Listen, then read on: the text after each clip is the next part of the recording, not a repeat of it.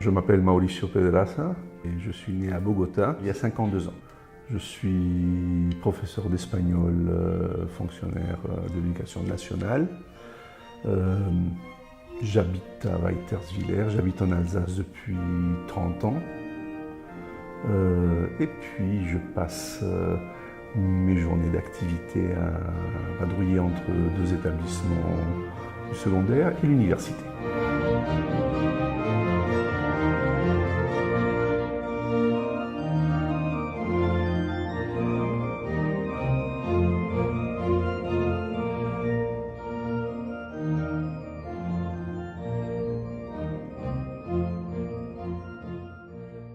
Ma famille est d'origine espagnole.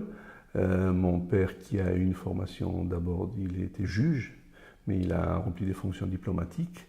Et donc c'est quelqu'un qui a été obligé, par son métier, de se déplacer, de voyager beaucoup, en particulier l'Amérique latine. Et il était en poste en Colombie au moment où moi je suis né.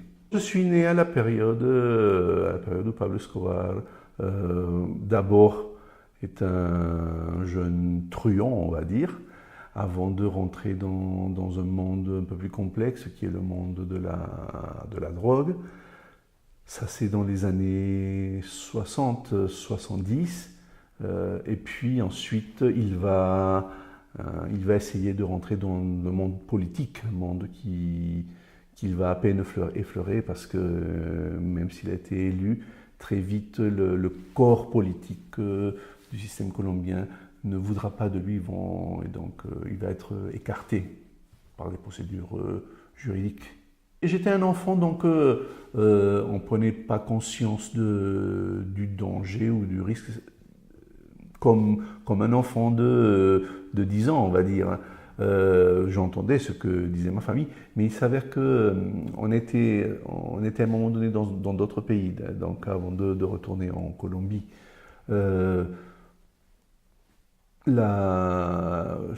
On savait ce que les nouvelles montraient ou disaient, tout simplement. Et je sais que étant jeune, on me présentait ce personnage comme le méchant qu'il fallait éviter, etc.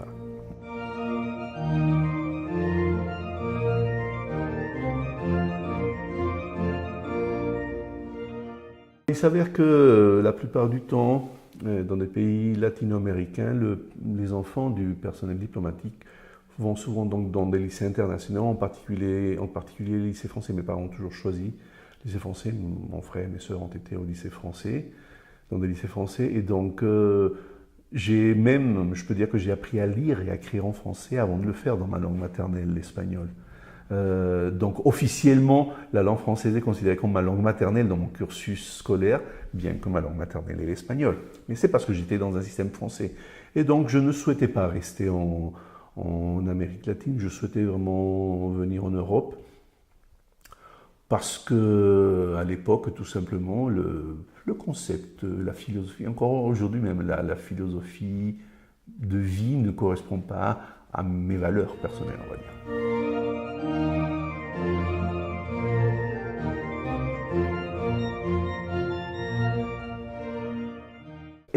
Évidemment, parce que où que l'on soit, on laisse un peu de soi, puisque pour être bien, on essaie de donner, de faire pousser des racines. En Colombie, j'ai de très bons amis, j'ai de la famille aussi qui habite. C'est un très beau pays, donc évidemment il y a le plaisir de les rencontrer, le plaisir de partager, mais je dois être honnête, j'ai fait mon choix de vivre en Europe est beaucoup plus fort, on va dire, et donc aller en vacances, c'est très bien de temps en temps, mais ce n'est pas, je ne suis pas un nostalgique.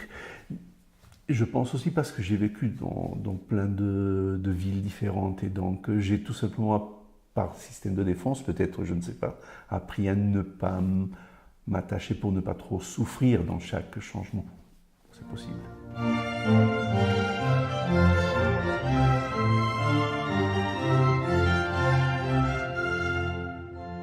Et je me suis amusé à faire du dessin. Au jour d'aujourd'hui, je ne peins pas du tout. Mais il m'est arrivé pendant une longue période de peindre des décors pour du théâtre. Puisque mes filles, étant petites, elles étaient donc à l'école, et leur instituteur, c'était un très bon ami, et il avait chaque année un projet formidable de théâtre avec donc à chaque fois où mes filles ont été concernées, même quand elles n'étaient pas concernées, j'ai participé, donc j'avais en charge la mise en place des décors. C'était le plaisir de peindre, mais de travailler dans cette construction collective, tout simplement. Alors, soit je peignais, soit j'encadrais aussi les jeunes élèves pour qu'ils m'aident à peindre. Mais je n'ai jamais envisagé de faire de la peinture un loisir réellement. Ce qui n'empêche que j'ai toujours été particulièrement attaché à la peinture. Mon père est quelqu'un qui est un très très bon dessinateur, mais il n'a jamais peint, par exemple. C'était pas non plus son dada, on va dire. Mais je pense que c'est quelque chose que j'ai hérité de lui.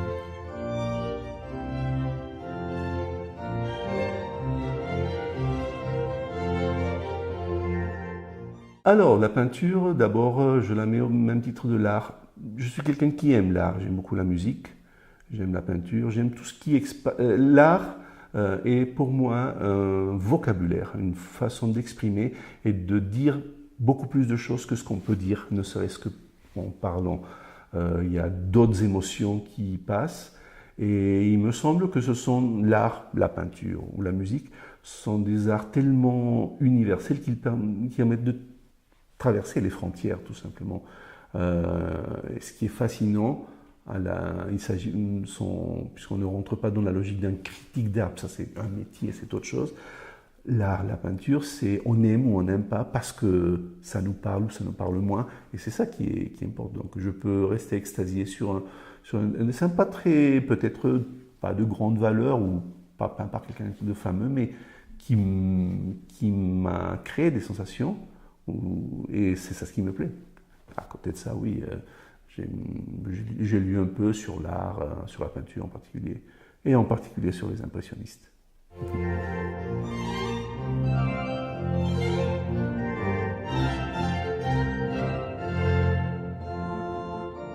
Alors oui, donc j'ai parlé, en termes de peinture, d'abord j'ai parlé des mouvements impressionnistes, et il s'avère tout simplement que dans ce parcours, j'ai pu aussi faire la connaissance d'un jeune peintre impressionniste, et son travail est quelque chose qui me touche énormément, qui me parle énormément. C'est un travail qui est vif en couleur, je pense. Et si je devais me définir, je pense que je suis une personne un peu vive en couleur, c'est possible. La couleur, pour moi, est quelque chose d'important. Et le travail donc, que ce jeune peintre fait, arrive à être en harmonie avec ma pensée. Du point de vue de la musique, j'ai fait du conservatoire, j'ai fait à peu près 10 années de conservatoire, et donc évidemment la musique classique est très, très marquée en moi, mais toute la musique en général est aussi, ce sont des vibrations, ce sont des ressentis, c'est du bien-être, et je pense que je suis assez éclectique, hein, c'est-à-dire que je suis admiratif par exemple d'un rappeur, parce que je trouve impressionnant le fait de pouvoir maîtriser le côté phonétique et le côté musical des mots est très intéressant. Il y a beaucoup de poésie, parfois douloureuse, parfois violente, on va dire, mais je peux adorer ça, comme je peux passer des heures et des heures à écouter des morceaux de musique classique, comme je peux passer des heures à m'extasier sur la musique originale, la bande originale de Star Wars, par exemple, peu importe.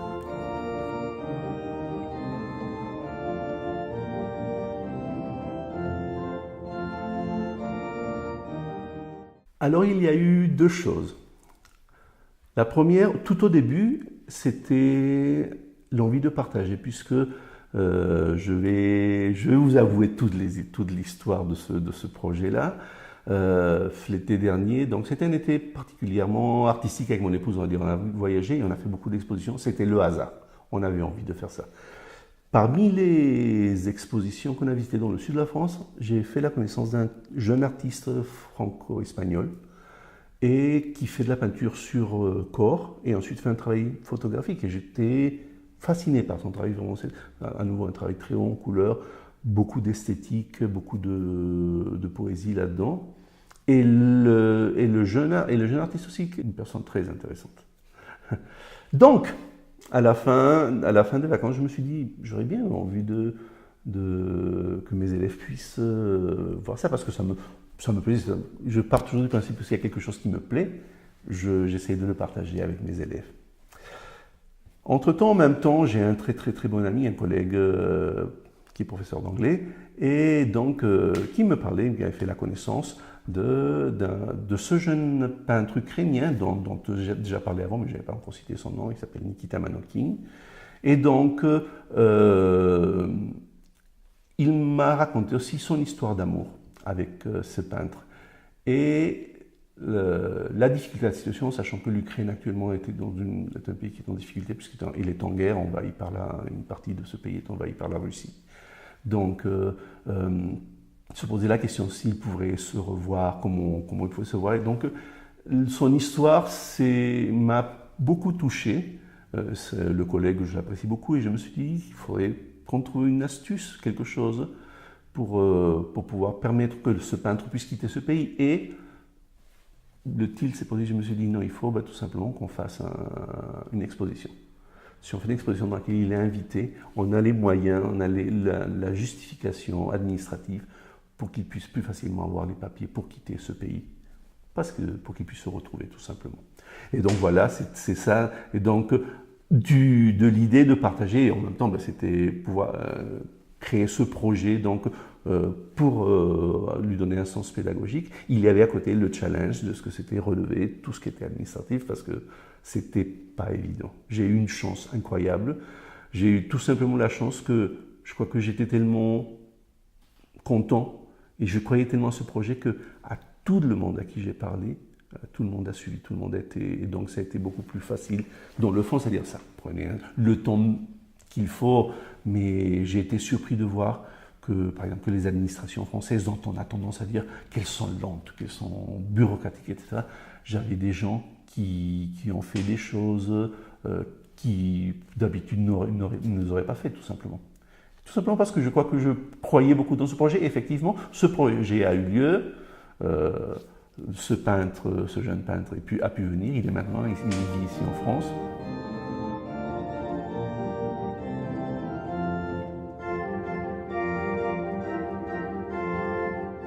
Oui, oui. Déjà l'exposition, il se peut, pas cette année qui vient, mais il se peut qu'elle soit reproduite. Dans l'immédiat, pour cette année, j'ai un très très gros projet que je fais, non pas avec les élèves de Phalsbourg, mais avec les élèves de Sarrebourg, de Mangin. Pour mettre les choses dans le contexte, à Phalsbourg, je suis le seul professeur d'espagnol, donc je fonctionne avec moi-même. À Sarrebourg, nous sommes 3 professeurs d'espagnol, c'est un très gros établissement. Et une de mes collègues, qui est aussi amatrice de musique, qui est musicienne, qui, comme moi, elle a chanté aussi, m'a proposé, et on va donc monter le projet suivant. Il existe donc un auteur très connu de littérature hispano-américaine qui s'appelle Pablo Neruda. Pablo Neruda a une œuvre pour laquelle il a reçu un prix Nobel qui s'appelle El Canto General, le chant général. Et il existe un grand compositeur contemporain qui s'appelle Theodorakis, qui a mis en musique ses poèmes.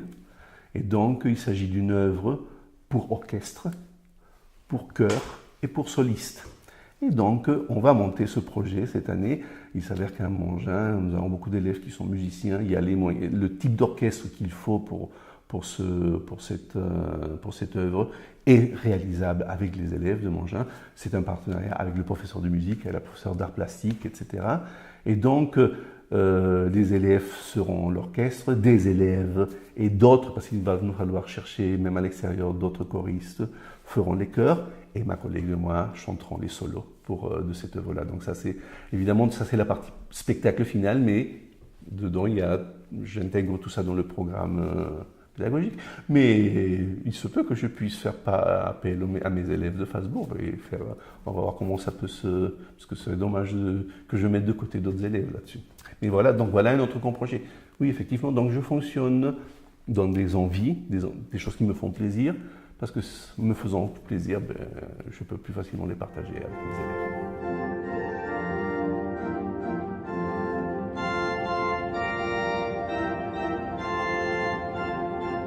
Oui, effectivement, ça va dans les deux sens. Alors pourquoi aussi, pas que le Seigneur des Anneaux, on va parler du Seigneur des Anneaux, mais j'ai eu deux chances. La première, c'est d'avoir eu une maman qui me savait un peu hyperactif, je pense, et donc qui m'a toujours poussé. C'est elle qui m'a poussé à faire le conservatoire. Et quand j'avais encore du temps, elle m'a poussé aussi à faire des cours de cinéma. Et donc j'ai fait un peu de cinéma. Précisément à l'époque, c'était à Bogota. Il y avait une structure du cinéma, de Ciné Colombie, qui faisait des ateliers d'initiation et de stage. Et en même temps, on étudiait les grands classiques du cinéma. Et donc, à partir de là, le cinéma, je fais partie d'une génération qui a vu le cinéma se développer énormément. Et dans ces pays, le cinéma est une activité culturelle populaire, beaucoup plus je pense, qu'en Europe. Et donc, de là, il y a la passion du cinéma. Ensuite, si on parle du Seigneur des Anneaux, il y a une interaction, par exemple, dans la peinture, parce qu'il faut savoir, par exemple, qu'il y a des plans que Peter Jackson utilise dans ce film, qui lui sont inspirés directement de tableaux, par exemple peints par Goya ou par d'autres peintres. Donc, on se rend compte que tous ces univers, tout l'univers de l'art n'est pas cloisonné, mais c'est un univers totalement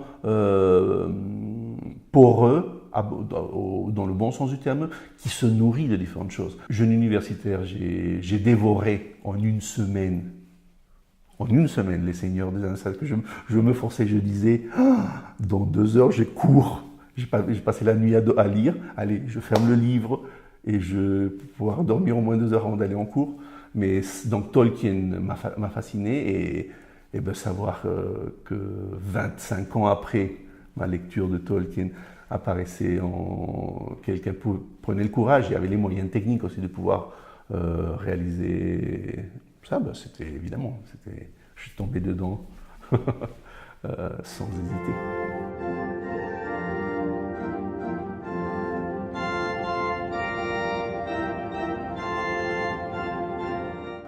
Non, j'espère que cette interview peut aider dans ton démarrage de ta future carrière.